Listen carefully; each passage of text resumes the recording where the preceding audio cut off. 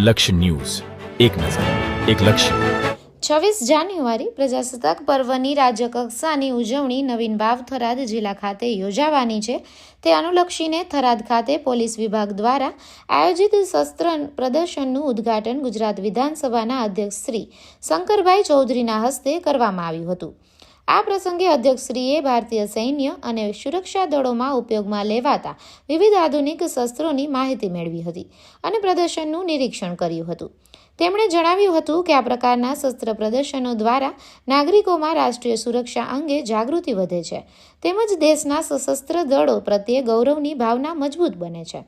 અધ્યક્ષશ્રીએ ખાસ કરીને વાલીઓને બાળકો સાથે આવી પ્રદર્શનની મુલાકાત લેવા અપીલ કરી હતી, જેથી આગામી પેઢીમાં દેશભક્તિ, શિસ્ત અને રાષ્ટ્રપ્રેમના સંસ્કાર વિકસે. ઉલ્લેખનીય છે કે સરહદી વિસ્તાર એવા વાવ થરાદ ખાતે યોજાનારી આ રાજ્યકક્ષાની પ્રજાસત્તાક પર્વની ઉજવણીના ભાગરૂપે આયોજિત આ શસ્ત્ર પ્રદર્શન લોકોમાં વિશેષ આકર્ષણનું કેન્દ્ર બન્યું છે અને સમગ્ર વિસ્તારમાં દેશભક્તિપૂર્ણ માહોલ સર્જાયો છે.